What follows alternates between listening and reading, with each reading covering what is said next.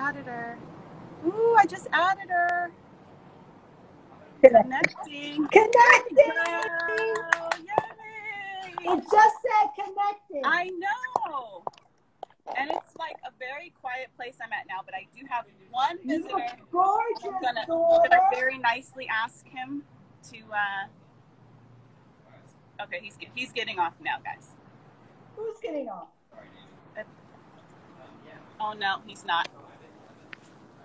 I have the area to myself. I'm so glad we got you on, Mommy. So beautiful. You look beautiful. Thank you. You gave me this jumpsuit. Well, you gave me this whole face and everything. And I'm very appreciative. Did I tell you that lately? Twin. Yeah, we're twinning. Twinning. Yeah, you look gorgeous, honey. You look gorgeous. So, getting candid with Beverly Johnson and Anansa Sims. Aww. First, I want to just say that I'm so proud of you for all of the speaking up you've been doing with all the injustices going on. You are my shiro. You always step in and lend your voice in situations. So I know that's a little bit more on the serious side, but I wanted to say I love you and thank you for always speaking the truth and standing up for what's right. Thank you, honey. I really appreciate that, Nanta. It really means a lot to me. You know, we're living in very interesting times. We've got a COVID. We have, you know, George Floyd and Breonna. We still have to address that, and we have to address this systemic racism, particularly in the fashion and the beauty and the media industry. And guess what? People are listening now. So here's our chance, like Robert Lewis said, you know, good trouble. You know, really, the baton is being passed to us to make a difference. And on that note, I'm going to say how much you made a difference on my life, Anansa, not just being my daughter, but what you stand for and being a plus size model and telling me, Mom, you don't have to be 100 pounds to look good. You saved my life, and you taught me how to love myself exactly where I am. And you're an incredible daughter. You're smart. You're one of the smartest people I know. Loving, anointed. You know, I just want you to know that, because we're not in the same city, and we say this to each other often, but I just want to say this to you in front of the IG world. Aw, thank you, Mommy. I love you so much, and I love all your support. So tell us a little bit about how you got discovered. Okay, so we know, I'm going to give you the short version. Yes, give us the short version. The Face That Changed It All, the New York Times best-selling memoir. And it's also going to, you know, with Warner Brothers, and it's going to be an 8-part miniseries, and it's too juicy for me, all the juiciness. I'm nervous, but I can handle it. As your daughter, I'm like,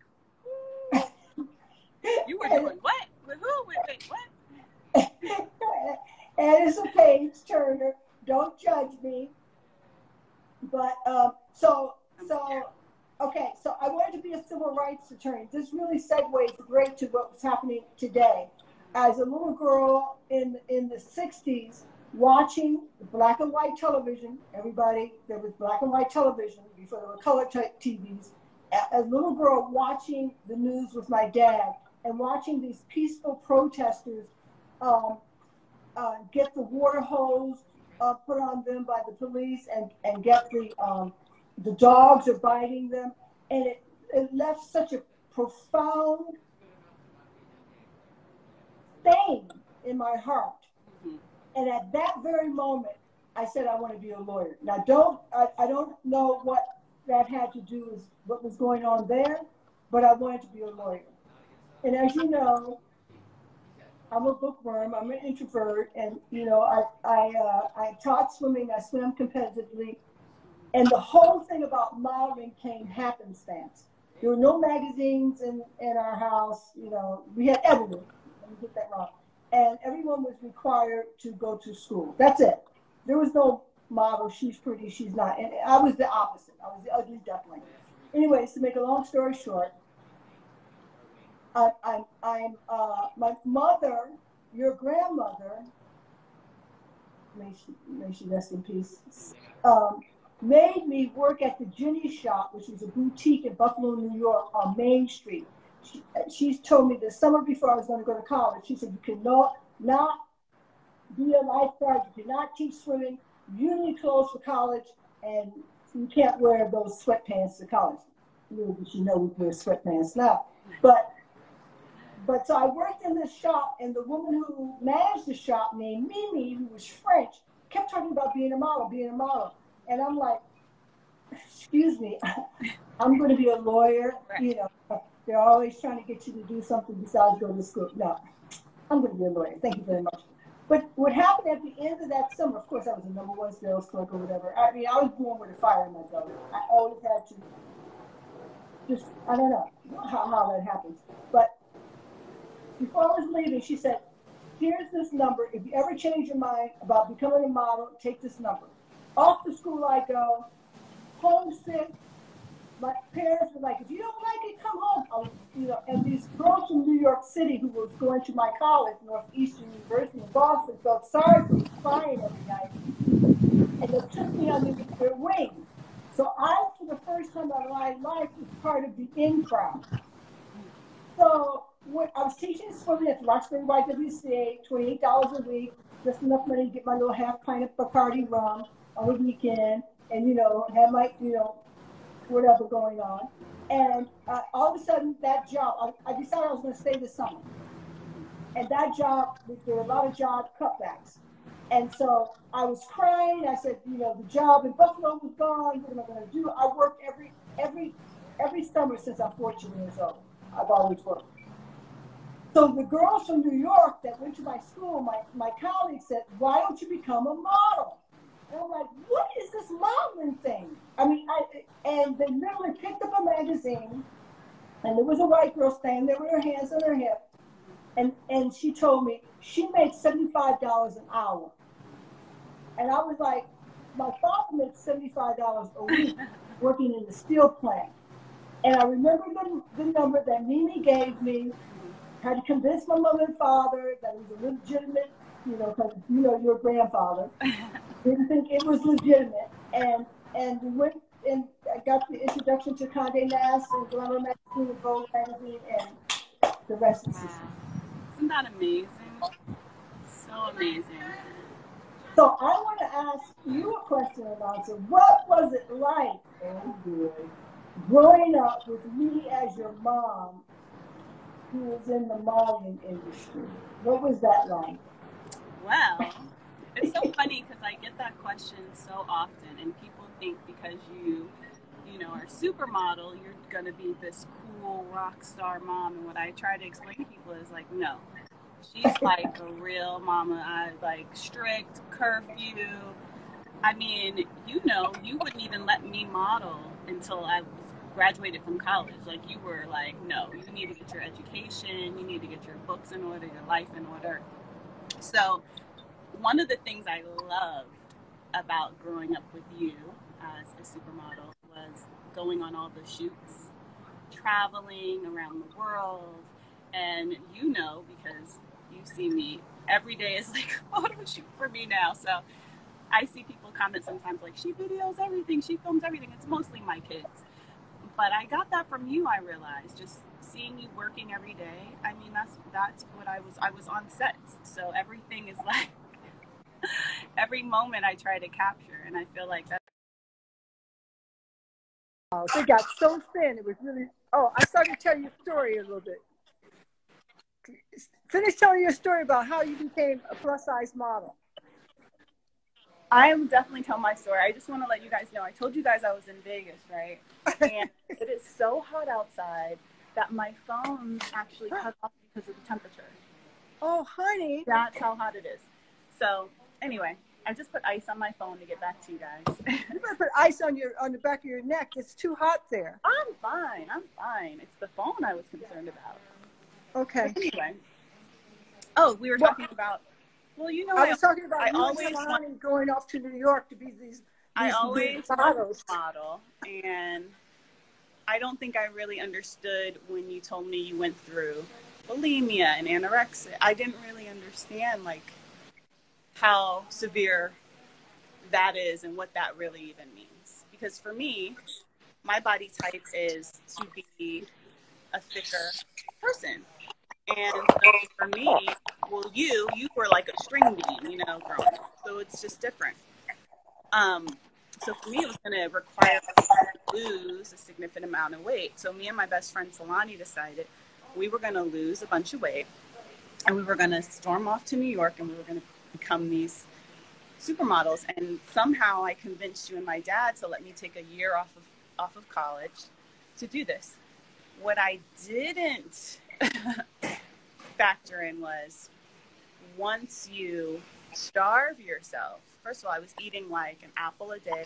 I was working out like 4 hours a day, something totally unhealthy and ridiculous, and I would not suggest that to anybody. What I didn't realize is once I did hit my goal weight and I did get signed with one of the top agencies and I was starting to work, is that you have to keep starving to maintain. And I remember going to different clients and them telling me, you're so beautiful, oh, you look so great. And people, I lost like 50 pounds or something. Like I was, for me, like skin and bones. But even though I was getting all this praise and I was starting to book and I was lined up to shoot with one of the biggest photographers in the world, on the inside, I felt the least attractive that I had ever been because I wasn't being true to myself. You know, I'm all about self-love and taking care of yourself and eating healthy and being good to yourself. And I think that when you're starving yourself like that and you're trying to fit yourself into this box that you don't necessarily belong in, it really takes a toll on your self-esteem. And I remember just being like, maybe this isn't for me, you know, maybe, you know, modeling is not going to be my thing. And I went back to school and I finished college and then I went to grad school. And then I remember getting out of grad school and finding out about plus-size modeling. Being like, okay, well now what is that? And, you know, I didn't really know very much about it. And doing some research and I was like, wow, some of the girls are like my size and some girls are bigger and, you know, just variations. And I remember meeting with my still agents today, Wilhelmina. I've been with them since 2007, so I love the Wilhelmina family. And I remember going to meet with them and telling them on the phone, like, I used to model, I did some straight size modeling, but I'm not going to do that to myself and my body. I just want to be able to be me. And after the meeting was over, they were like, we love you. You're the perfect size. And we want to sign you. And I was like, okay, like, are you, you know, like, are you sure? And then the very next day, literally the next day after signing with them, I booked my first job with Essence magazine. And it just went on from there. And that was the first time I was like, oh, okay. Like, I can model. It's just not going to be straight size modeling. It's not going to be what I grew up seeing you do. It's going to be something different. And I actually really love that because for me, you know, I'm always looking for something for me that where I can be some change. You made so much change. You've broke so many boundaries and barriers. And, you know, if it wasn't for you, there would be no Naomi, no Tyra. I mean, so much that you've done in the industry. And I feel really proud that for me, it wasn't the racial barriers that I broke, but it was more so the size barriers. And it's unbelievable. And what is acceptable, what body type, and what's beautiful, and embracing all different body types and all different sizes. So. It was beautiful, and it blew my mind. Somebody that's been brainwashed that you have to be a certain size their whole life, and it was such a kind of shock to me because she had started being a success as a straight model. And then Nansa really sat me down. She said, Mom, I'm going to love myself exactly the way I am right now. And no one will ever tell me how I should look ever again. And I was like, I remember because you were like, it took me 30 years to learn that. And you're, I know. Yeah. It was so inspiring. Now, this is when Ashley Graham, you were part of the 10 plus size models that became in the world. This isn't the beginning of plus size models. The very beginning.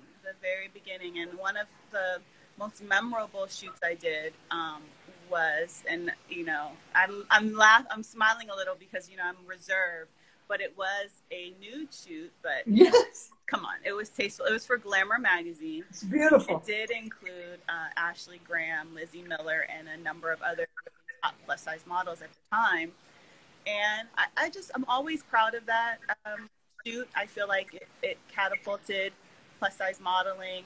A lot of the Glamour magazine readers were writing in and messaging in like, we love this. We love seeing these different women, all these different shapes and sizes. Please do this more. And I think they were really surprised. And from there, all the other magazines started following suit. It was really amazing. So I always say what I did in breaking the color barrier, that's what my daughter did about self-love for women, you know, for real women. And I'm so proud of you. You know, the guts that took to do, and you just carved out your own way. You know, you weren't living in mama's shadow. You know, you said, I'm making my own trail. And I mean, that's, honey. I appreciate that. It's really extraordinary. And, you know, now I've taken Allison. Hi, Allison. Extended maternity leave, like, you know. But for me, growing up with you, being a supermodel, you traveled a lot and you were at the height of your career. And I think one of the things that I took away from that was, you know, when I have children, which in our industry was even rare, right? It was like something like, now I love seeing like Ashley Graham with her baby and she's posting things breastfeeding. I love that because people may not know, but it was kind of like back in, especially in your day, like children. You don't have children, you know? Yeah, it was like a top secret thing for a model to have. Right. Which is, and I love how it's embraced. And my family over at Wilhelmina, you know, every time they're like, congratulations, you know, and can we come to the baby shower and we'll be here for you when you're ready to get back to work. So it's really wonderful how the industry has changed for the positive. And I love what you're doing, bringing a spotlight to having more diversity behind the scenes, not just in front of the camera. Yes.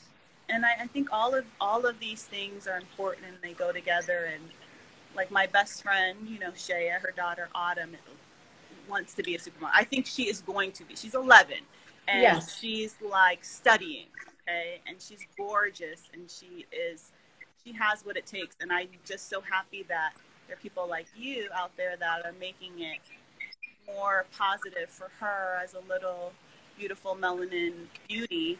Yes. To go out and really become a successful top model if that's what she wants to do as she grows up. And it's so important because, you know, my mother, your grandmother, was a brown-skinned woman, a dark brown-skinned woman. And she was beautiful, but when you're a little kid, you don't know your mother's beautiful until you grow up and you go, wow, mommy's the looker, you know? And, but so we didn't really have that thing about, you know, you're light skin, you're dark skin or whatever, because my mother was brown skin. And now we have a brown skin, I call them my little Hershey's Kisses granddaughter. And it's so important for us, and we do this all the time, is to make sure she's feeling good in her own skin. Absolutely. And that she loves exactly who she is with that, you know. We tell her everybody's trying to get that color baby, you know, and how important it is that we show her pictures of now autumn's coming up, and elect Weck, and all of our beautiful Absolutely. Naomi Campbell.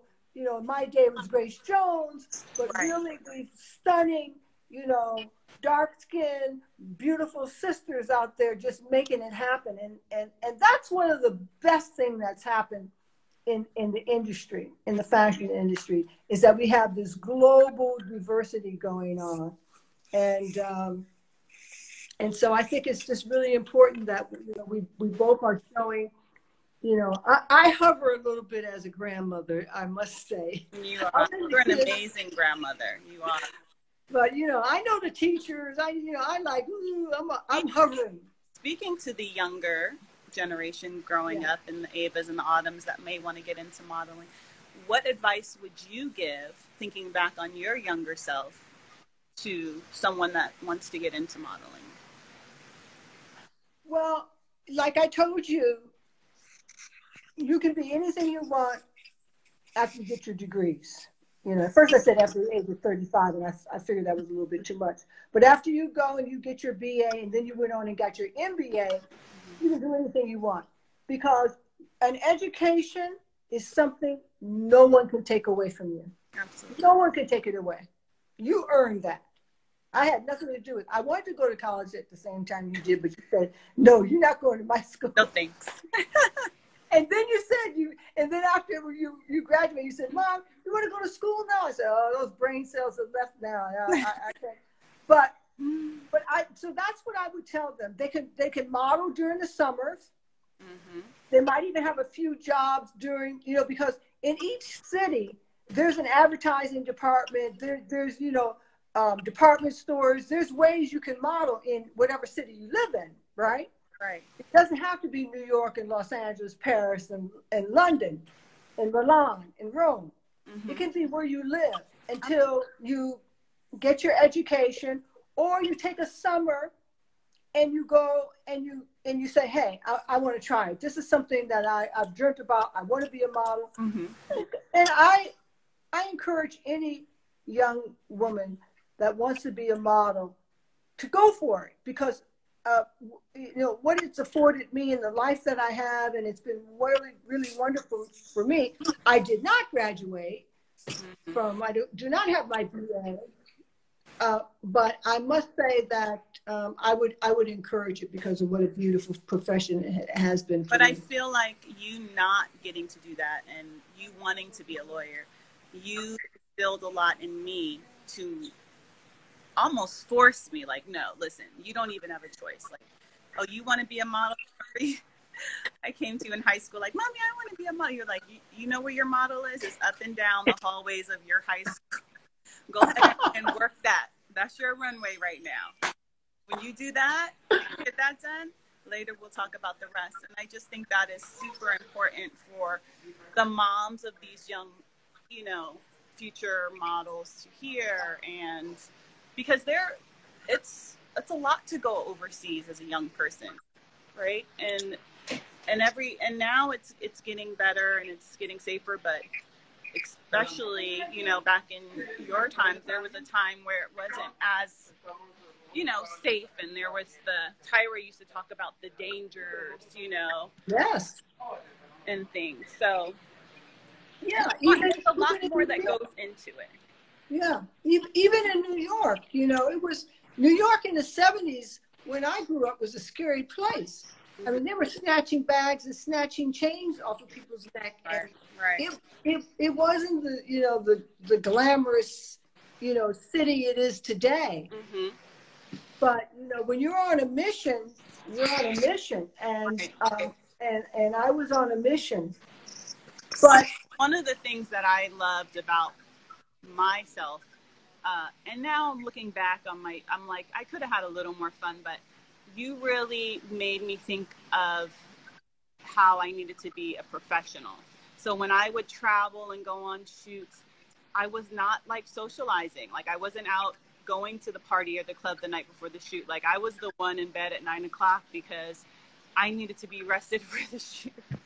Like, I was so serious, but I really think that helped me have longevity in my career, because at the end of the day, there are a lot of fun things. You know, there are a lot of traveling and going out, and there's time for those things, but it's also a very serious profession. And when the clients hire you, they expect you to show up ready to work, looking a certain way.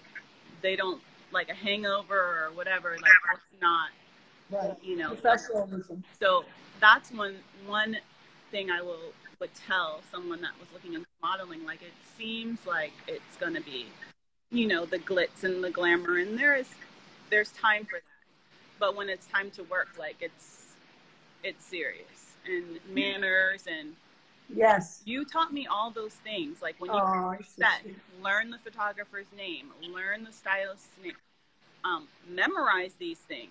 Right. Remember how we used to take the plane rides, and then you would quiz me? Yes. Reading like Vogue or Glamour. All the magazines. Who are the top models? Who is yes. Who's this designer? Right. Based on this look, who do you think this photographer is? I mean, you could really open a school if you wanted to. You're so cute. I know you don't have time for that, but you could write a book. Oh. Ooh. Oh. See how smart she is? Didn't I tell you how smart? But what I want to know is how I look at your Instagram pictures and I'm going, she had 4 kids. Well, I already told you I told you we're going to have 5 children. But didn't I tell you were going to have? Mom, if you wanted 5 grandchildren, you could have more than one. I'll tell you right now. But my mother was an only child. And my mother, there was 5 of us, right? Mm-hmm. And she said how lonely she was as a little girl. So I looked at Anansa and I said, you know what? You're going to have a lot of children. And she was like, yeah, you better start having some kids if you think there's going to be any kids. And so you have 4 grandchildren. But what I want to know, and I think maybe some of the ladies out there or men would want to know, how did you snatch that body back? Better than ever. It was better before you were before Ava. You know, the first one. I try now. There's a difference. And one thing I want to thank you for, and I've been thinking about it with Ava. Thank you for sneaking me in the gym with you and Martin Henry's workout studio at 10, 11, 12 years old, doing step classes. First of all, you should be 18 to get in there. But, you know, we've been besties since then. So all of your working out, anytime you had a training session, I was right there with you. And what that taught me was to love to work out and to enjoy working out. And, you know, with quarantine and the shutdown and everything that's going on, I have to force the kids to get outside, particularly Ava. And so now I'm being more, you know, I'm like, hey, let's go on a run. Let's go on a ride. And I think that early start with working out and training, and obviously playing basketball in high school, playing basketball in college, you know, advantage to get the snap back. And then the good Johnson jeans. Thank you very much. Yeah, no, but you worked hard. You worked hard. It's a skin thing, especially when you're talking about pregnancies. And look at your skin. I just want to take a moment and say, Lord, please let me look like that in my mid 60s. Am I saying I don't please? Yeah. I'm not playing right now. I'm serious. Lord, please, because your skin is amazing and it's flawless. Thank you. And I feel like that you've passed down to me. So then my tummy skin, along with using bio oil 2 times a day religiously through my pregnancies, really, really helps. It helps. Yep. You really stayed on it. Drinking water. I mean, and now, you know, I really watch what I'm eating, but I'm not.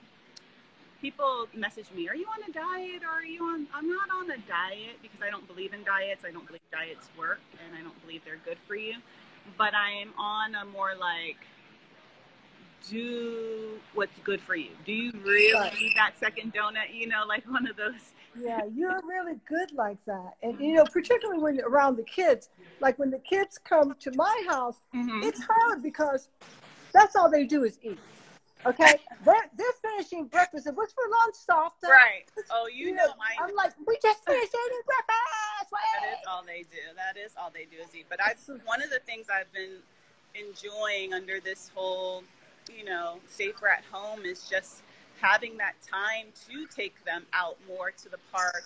And I get my exercise on while they're getting their exercise on. And it's been a good time. And also the swimming, because that's where you started. I would say that was your first sport, right?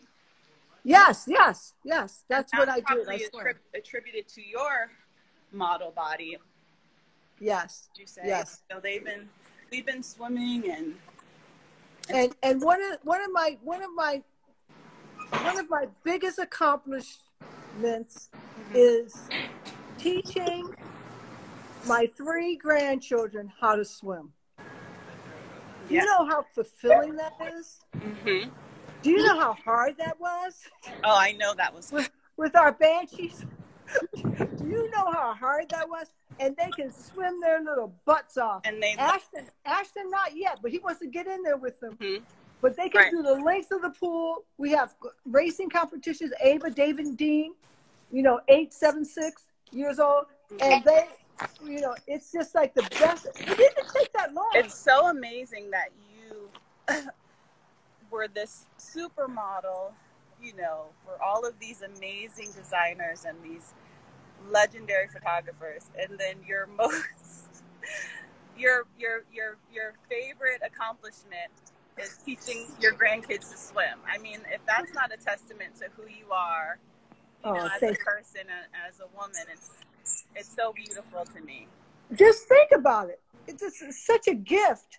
And I realized that when I went home to Buffalo, New York sometimes, and, some of the girls that beat me up and whatever, I got them back. But, we're friends now, right? Mm-hmm. And the mean girls. And so some of them will be like, Beverly. And I'm thinking they're going to say, oh, you're my idol. I saw you in the magazine. They go, you taught me how to swim. And I said, I did? They said, yes, you taught me. I said, do you still swim? Of course I do. I'm a great swimmer. I said, how was I as a teacher? Was I mean? They said, you were real mean. You were real mean. People don't know how strict you are. Mm-hmm. You are, but I love that. That's why I live such a disciplined life, and I instill that with my kids now. And I think that's also important for people to understand that modeling is a business, and that's one of the things that I feel why you were so successful and you are still, having your businesses and your brand, because you realize that from early on. It's not just about being pretty and showing up and partying or whatever. It's really building your brand and building your business and building something for yourself long term, so that when the cameras and the lights turn off, you have your money being made through your businesses and through your deals. So I definitely suggest for anyone, man or woman, going into modeling, like, educate yourself on fashion, designers. It's not enough just to be a pretty face or to be handsome anymore. And educate yourself on business. It is a business. It's a business. And you are the business. You personally are the business. You are the business, and you have to hold yourself like that. And you can't burn bridges, and you have to be professional, and you can't be rude. It's there's a lot more to it than what people think. There's a lot more studying. So like the women and the men that are in this business, and you still see them 10, 20 years later, they've mastered the business side of things. Yes. Just because I mean, there are a lot of beautiful people in the world. There are a lot of beautiful women in the world. But everyone's not professional. Everyone, one of the things I would say, I've even heard like a client and art director say is, that model was beautiful, but to spend 12 hours with her on the shoot, she was rude. She didn't want to do the poses we asked for. Those are things that they sit back and they will not hire you again. because right. of those things. Right. And those are some of the things that, you know, and when you're there on the set, you can't really say anything. You're just like, girl, you better get it together. Like, they don't, girl, get your life together. They don't like that, you know, but I can say it now, you know, to really educate people. People are hiring models and hiring people that they feel like they can spend the whole workday with. Exactly. The shoots are week long, and they don't want to be on a shoot with someone that's going to be difficult. Right. So those are there's so many things that come into play that right. you really have to consider. It's not just, oh, you know, I'm tall, or I everyone around me says I'm attractive, so I think I want to be a model. No, there's a lot. Right. People do business with people. People do business with people. It's all about, you know, relationships, and you know, if someone's going to hire someone and they have to spend 8 hours with them, they're like, well, you know, I'd rather hire the young lady or the young man that's really, really great to be around. You know, really is an easy person to be around. So people kind of overlook that. And I always say that some of the most beautiful models, you know, because you're always looking over your shoulder, who's coming next, right? Some of the most beautiful women and men that got into the business never made it. I mean, you would say, oh, hands down, this one is going to be. I mean, just like they never made it. So true. So they never made it. So much more to it than that, and everyone doesn't have a supermodel mother to guide them and really keep it real with them on what you need to be doing and what you don't need to be doing. So that's why, you know, I think this is a really great live to do, because these are not the things that people are, you know, talking about. Right. You know, and these are very, very critical things. I mean, you really broke it down for me. It's from undergarments, having my different undergarments in my bag. I mean, when I tell you, like, if there was a, you know, a like nerdy model, it was me, in a sense of having all my stuff together. Right. My black, you know, panties and bra, my nudes, this high waist, they'd be like, oh, I have that in my bag. Like, wow, she's well prepared, and that really goes a long way. And like, you know, with anything, your reputation follows you. Right. I appreciate all of the tips. And you're still working. I am still working. And look at our little Ava. You know who takes a lot of our Instagram pictures, folks? Ava is an amazing photographer. She's been doing it since she's like 3 years old. Ava is an amazing photographer. I will post a picture, model, and you will call me and be like, "Who took that picture of you and us?" Right. I'm like, Ava took that picture of me. It's some of my best pictures. And she's an incredible model. She is the way she moves model. And whatever, and a great little actress. She is. It definitely runs in the family. I will definitely say that. But just like you did for me, I will be pushing her to get her education. She may be that lawyer. I mean, I went for my MBA and for business, and she may be that lawyer that you were wanting to. Yeah, you would still. It's not too late for you to go to law school. You would make a great lawyer. Great lawyer. Nobody's going to win an argument with you. You know why? Because I argue on task and on points. You do. You don't remember everything. Get the emotions into it. You know. You remember. You have a list, and I'm going. I did that. Right. I got to start writing these things down. You have a great linear part of your brain. It's very interesting that you can do both numbers and art. It's very people either do one or the other. Right. They have the artistic part of themselves, or they're very linear and they have that, you know, that mathematic part of their life. And you have both. I have both kind of, but not like you. You're unbelievable. You know, you're my biggest fan and my biggest supporter.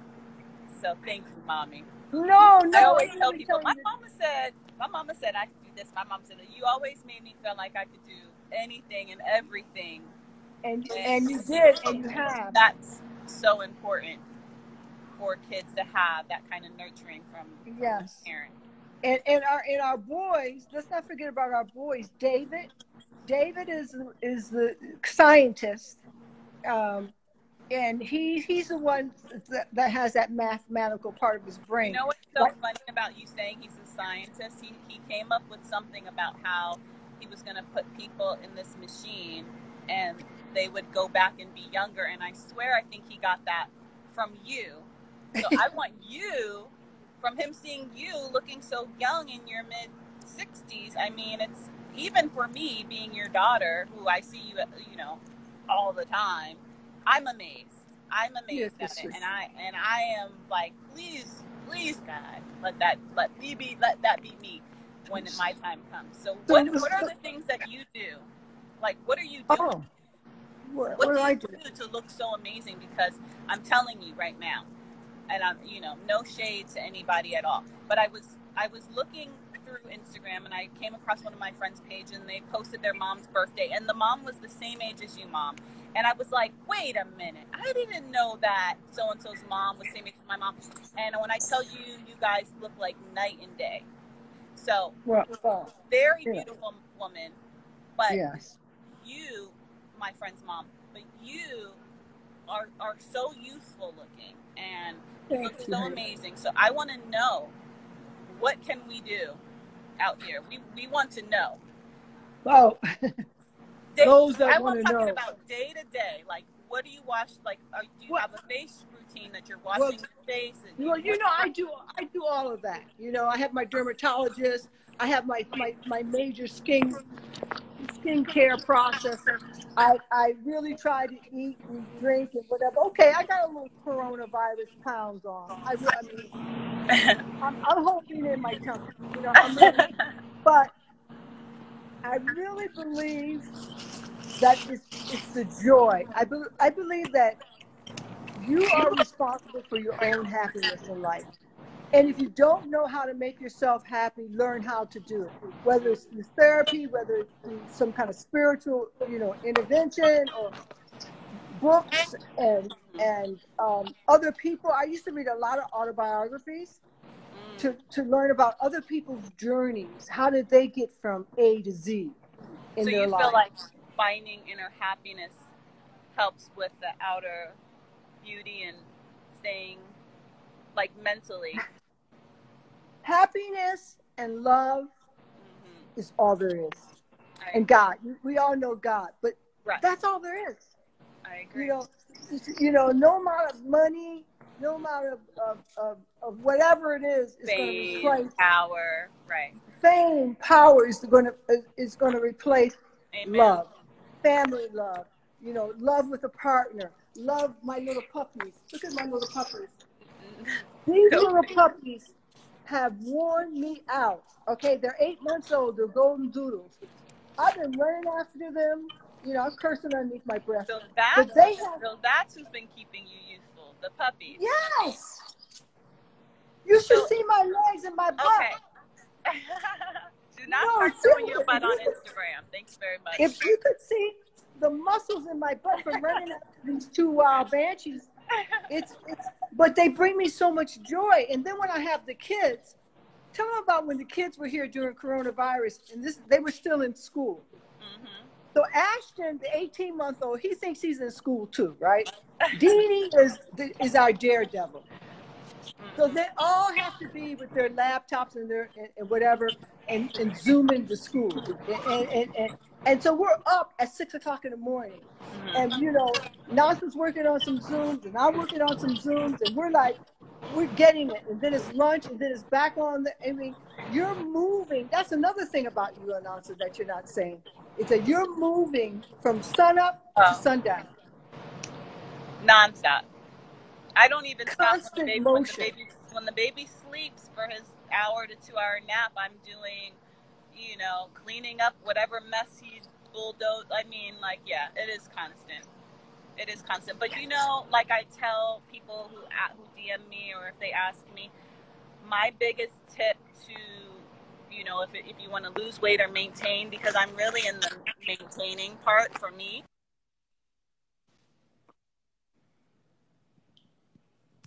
Because I don't Portion believe in, control. You said I don't portion believe in control. diets. I don't believe in Right. cutting out a whole, like, no carbs. And I don't believe in that because I don't think that's long term, and I think that's depriving of your body of certain things they need. But guess what? You could cut your meal in half. You know what I mean? You could even cut your salad in half. You know, so that's more so my suggestion and my thing when people ask me, what have you done? Because since 2020, with so many crazy things happening in this year, but I'm down 15 pounds and I've maintained it. And for me, that's always been the hardest part. But I'm not on keto. People are like, are you doing keto? I tried keto for like one day, almost passed out. I was like, no, I'm not. I can't do keto. I don't suggest any of those things. I like that. I suggest, like, literally, you want a chocolate chip cookie? Okay. Either eat half of it or eat one, and don't eat 3, 4, 5. You know what I mean? It's just like... Or the whole bag. And I can't eat the whole bag of chocolate I chip. know that sounds like... Right, exactly. What I'm saying sounds like, she ain't talking about... I'm telling you guys, because what I'm saying is hard. It's like, duh, but no, it's hard. Yeah. It's hard to control your portions. The portion size they give us at restaurants or fast food or whatever are huge. I started, like, if I rarely go for fast food, especially now with COVID and everything, you know, I'm already a germaphobe, so I'm freaking out, but I do like the kiddie meals. I'll get the kids meal. I don't need the grown-up. Great idea. You know what I mean? Yeah. But you still haven't given us any secrets. Oh, so those are the tips. secrets. I'll tell you a tip that happiness and love is one okay, tip. But let me tell you a tip. I don't know if you remember this, but I still do this, and I don't even know if you do this. But one of the things you taught me, like high school, and I've been doing this since high school, is I don't wash my face with hot water. I tell people that all the time. Do not wash your face in the shower. I do not wash my face with hot water. I wash my face with lukewarm water, and I splash, like almost kind of like OCD religiously, 3 to 5 times with cold water at the end to close my pores. I don't know if it was you or someone, you know. That was me. That's in my beauty fix. I gotta start back doing that again. Close your pores. Yeah. So then after that, I moisturize. I found a moisturizer that works for me. I mean, it's super simple. Clinique. I mean, who would think the yellow moisturizer? You're gonna have to switch up a little bit on that. That's another conversation we have. That has worked for me. Moisturize. I think that's so important for fine lines, wrinkles. I mean, I'm guessing that that's what it is because I don't have any. You know what I mean? So, and another thing, I don't do all those products. No, first of all, you don't do any Botox. I'm trying to get her to do Botox. She does no Botox. Oh, I was talking about soap products. I definitely don't do Botox. No. Okay, I believe in a lot of products. I'm not taking no needles in my face. Okay. You heard what she said. You heard what she said. Okay, but let me just clear that up. Anytime soon. However, I'm not against it. Thank you. If it comes up that I need it, yes. I guess I'll try it. I don't know. Yes. But for me, what I just want to say before I forget, before we go on to that, and I want you to tell me, I use Lever 3000. Like, remember back in the day? Yes. Our dermatologist said all you need is Lever 3000, that's bar soap. Yeah. That's the soap I use. That's all I use, and I put I do not do all those products. I think they break your face out. I don't know. No, they don't. But go ahead on to your other stuff. That No. You know, I have a dermatologist, a woman, Dr. Wendy Roberts. She's a genius. Okay. She is. She's a generational dermatologist.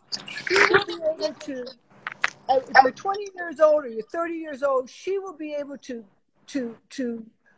work with you so that you will look, you know, it's not going to completely stop the aging process, but you're not going to age like you would age if people don't realize they're aging because we're looking in the mirror every day. But if you look at a picture of yourself from 15, 20 years ago, you will see that you've aged.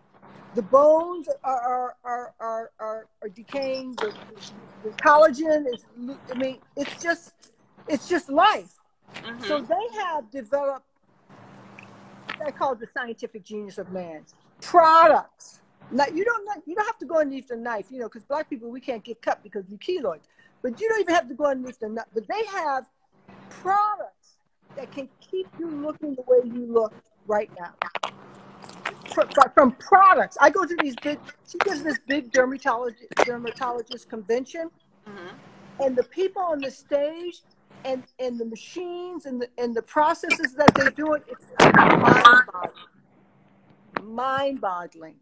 Dr. Wendy Roberts, she's out here. I love that. Where I live, Wendy Roberts. I really do. I love that she's genius. I love that she is a melanin sister. I love that she's genius. And I really actually, now I'm not ready doing things, you know, needles and face stuff. But I really do want to try her machine that tightens your skin for my tummy skin, for my lower tummy skin. My yes. skin's been amazing.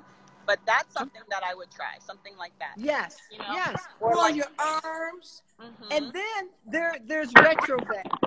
And Retrove is a company that has these really beautiful products. They mix science and art. They're organic avocados, but there's some scientific things going on there too. I've never had, you know how I am. I'm moisturizing all the time. I live in the desert, so my skin has gotten dry, and it's kind of scary. And this avocado oil, Mom, your skin is flawless. I'm sorry, you're not allowed. I'm telling you, anything. Retrove, this new product line, guys. I just thought of another tip that you gave me years ago, and I still do. Keep paper towels in your bathroom. Only dry your face with a clean paper towel. That's something that people don't know or realize, and it's really true, and it works. There's bacteria in your towel. Even if you have a clean towel, you dry your body off or whatever, there's bacteria in there, and it could break your face out. It could be breaking. There's oils. You could be drying off lotion, whatever it is. I always, after I splash with the cold water, I always dry my face with a paper towel, and I moisturize right away. Like, don't wait 5 minutes. Don't walk around. Moisturize your face right away after after you wash your face. It's something about like the moisture, like it's something, right, Mom? Like yes, the water can get in there, facilitates the moisturizer to go into the pores of your skin. You're unbelievable. You're unbelievable. But you know, my daughter during COVID, she's a bit of a germophobic. But so the kids, my grandkids, they run in the house. They go, "Where's the sanitizer? Where's the sanitizer for their hands?" That's right. That's right. We wash our hands. They wash their hands. They take their shoes off. You know, and they call me softer. They call me softer. I'm soft and I'm tough. We're getting an hour now. And I think that's all the time. I paused for a second because that was Ava calling right there. Yes. So I'm going to say it's been wonderful talking to you, my beautiful daughter. Please stay safe. You keep my grandkids safe. Stop texting me all the news updates on COVID every night before I go to bed, freaking me out. And everyone out there that's listened to us today, I wish you all well. Yes. Stay safe, wear a mask, social distance. Absolutely. You know, this too shall pass. Yes. And prayers going up for everyone. Absolutely. Thank you, everyone. I love you, Anansa. Bye, everybody. Bye-bye.